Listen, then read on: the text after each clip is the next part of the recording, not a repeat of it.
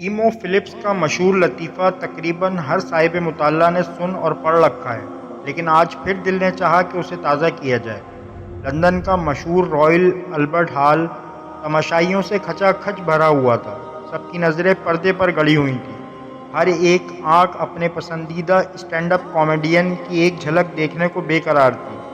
چند ہی لمحوں بعد پردہ اٹھا اور اندھیرے میں ایک روشن چہرہ جگمگایا، جس کو دیکھ کر تماشائی اپنی سیٹوں سے کھڑے ہو گئے اور تالیوں کی گونج میں اپنے پسندیدہ کامیڈین کا استقبال کیا۔ یہ گورا چٹا آدمی مشہور امریکی stand up comedian Emo Philips تھا۔ اس نے مسکراتے ہوئے چہرے کے ساتھ ہاتھ اٹھا کر اپنے چاہنے والوں کا شکریہ ادا کیا اور بڑی ہی گمبھیر آواز میں بولا، دوستو، میرا بچپن بہت ہی قسم پرسی کی حالت میں گزرا تھا۔ مجھے بچپن ہی سے بائکس کا بہت شوق تھا۔ میرا باپ کیتھولک تھا، وہ مجھے کہتا تھا کہ خدا سے مانگو وہ سب دیتا ہے۔ میں نے بھی خدا سے مانگنے میں کوئی کسر نہ اٹھا رکھی تھی اور دن رات اپنے سپنوں کی بائک کو خدا سے مانگنا شروع کر دیا۔ میں جب بڑا ہوا تو مجھے احساس ہوا کہ میرا باپ اچھا آدمی تھا، لیکن تھوڑا سا بے وقوف تھا۔ اس نے مذہب کو سیکھا تو تھا لیکن سمجھا نہیں تھا، لیکن میں سمجھ گیا تھا۔ اتنا کہہ کر ایمو فلپس نے مائکروفون اپنے منہ کے آگے سے ہٹا لیا اور ہال پر نظر ڈالی تو دور دور انسانوں کے سر ہی سر نظر آ رہے تھے، لیکن ایسی پن ڈراپ سائلنس تھی کہ اگر اس وقت اسٹیج پر سوئی بھی گرتی تو شاید اس کی آواز کسی دھماکے سے کم نہ ہوتی۔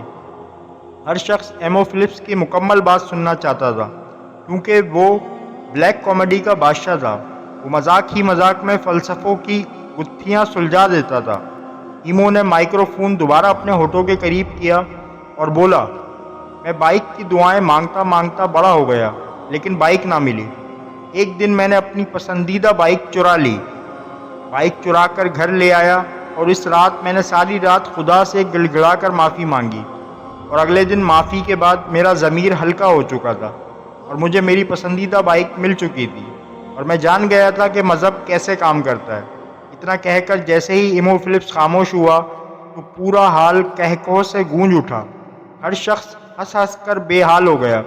اتنا کہہ چکنے کے بعد ایمو فلپس نے پھر سے مائکروفون ہونٹوں کے قریب کیا اور بولا، اگر تم کبھی کسی مالدار شخص کو خدا سے معافی مانگتے دیکھو تو یاد رکھنا وہ مذہب سے زیادہ چوری پر یقین رکھتا ہے۔ اتنا کہہ کر ایمو فلپس پردے کے پیچھے غائب ہو گیا اور لاکھوں شائقین ہنستے ہنستے رو پڑے، کیونکہ یہ ایسا جملہ تھا جس نے بہت سارے فلسفوں کی گتھیاں سلجھا دی تھیں۔ امید کرتے ہیں یہ واقعہ آپ کو پسند آیا ہوگا۔ ایسے مزید واقعات کو سننے کے لیے ہمارے چینل کو لائک کریں، سبسکرائب کریں اور کمنٹ کریں۔ شکریہ۔